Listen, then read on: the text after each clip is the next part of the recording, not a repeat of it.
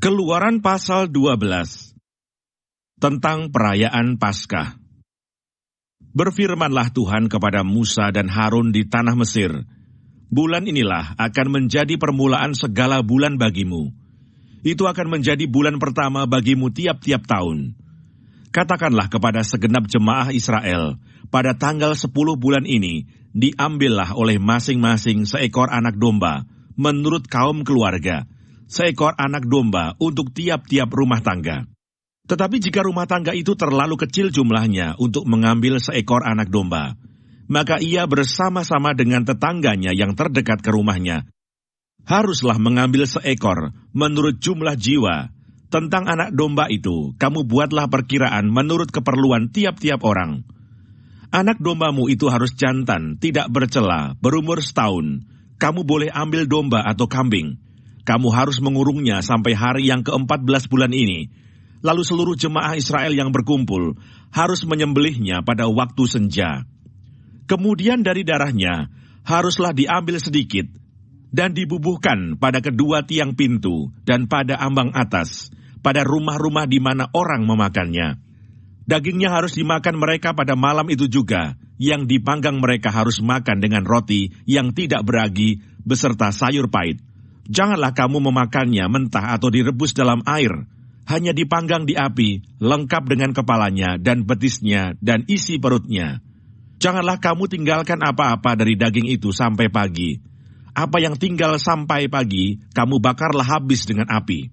Dan beginilah kamu memakannya, pinggangmu berikat, kasut pada kakimu dan tongkat di tanganmu. Buru-burulah kamu memakannya, itulah Paskah bagi Tuhan. Sebab pada malam ini aku akan menjalani tanah Mesir, dan semua anak sulung dari anak manusia sampai anak binatang akan kubunuh, dan kepada semua allah di Mesir akan kujatuhkan hukuman. Akulah Tuhan. Dan darah itu menjadi tanda bagimu pada rumah-rumah di mana kamu tinggal. Apabila aku melihat darah itu, maka aku akan lewat daripada kamu.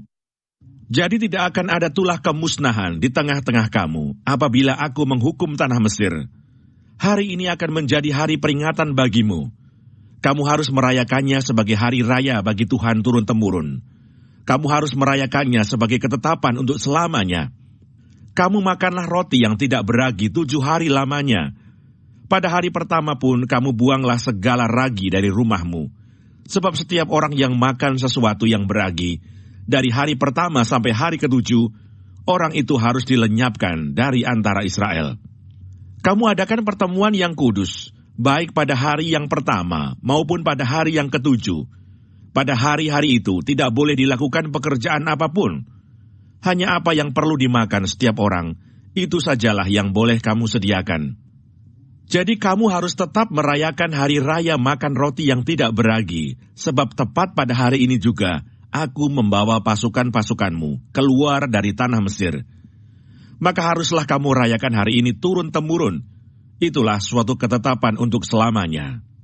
Dalam bulan pertama pada hari yang ke-14 bulan itu pada waktu petang, kamu makanlah roti yang tidak beragi, sampai kepada hari yang ke-21 bulan itu pada waktu petang.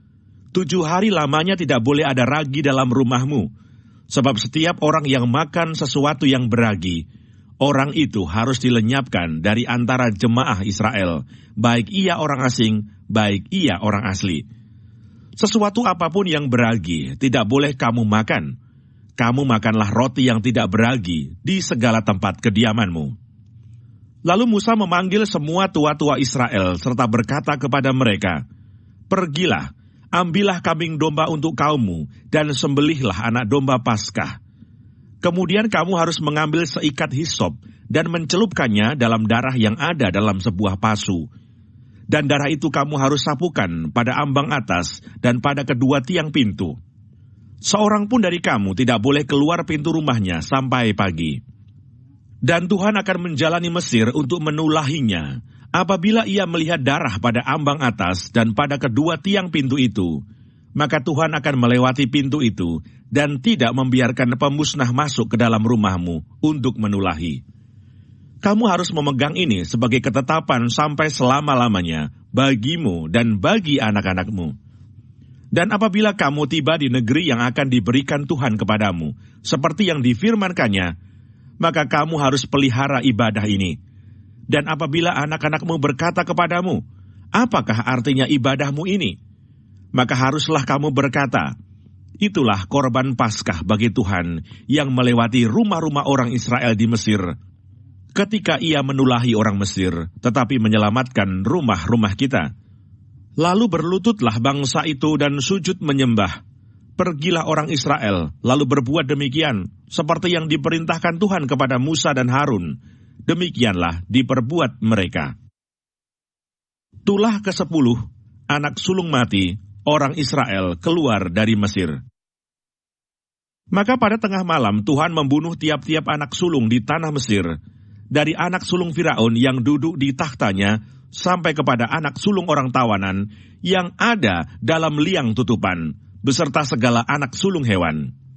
Lalu bangunlah Firaun pada malam itu, bersama semua pegawainya dan semua orang Mesir, dan kedengaranlah seruan yang hebat di Mesir, sebab tidak ada rumah yang tidak kematian.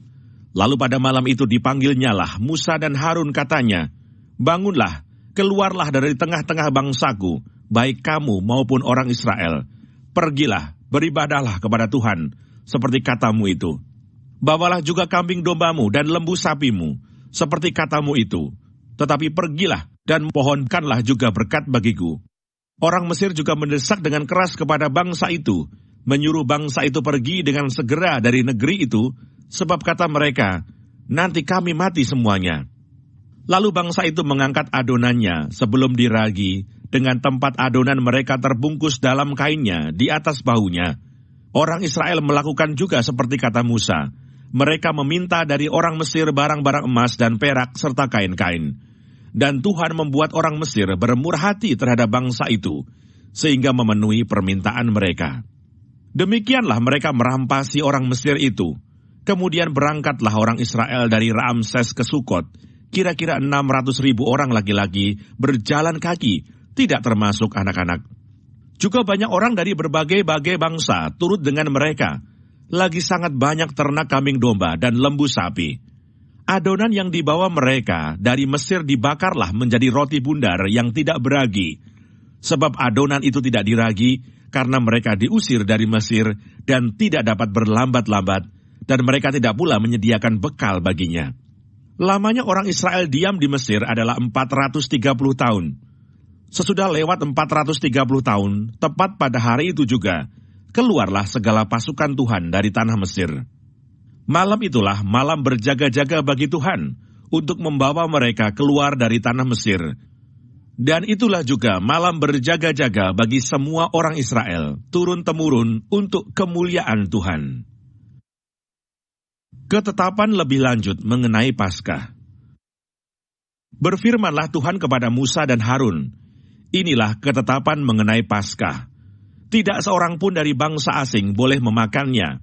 Seorang budak belian barulah boleh memakannya setelah engkau menyunat dia. Orang pendatang dan orang upahan tidak boleh memakannya. Paskah itu harus dimakan dalam satu rumah juga. Tidak boleh kau bawa sedikit pun dari daging itu keluar rumah. Satu tulang pun tidak boleh kamu patahkan. Segenap jemaah Israel haruslah merayakannya. Tetapi apabila seorang asing telah menetap padamu dan mau merayakan Paskah bagi Tuhan, maka setiap laki-laki yang bersama-sama dengan dia wajiblah disunat. Barulah ia boleh mendekat untuk merayakannya. Ia akan dianggap sebagai orang asli. Tetapi tidak seorang pun yang tidak bersunat boleh memakannya.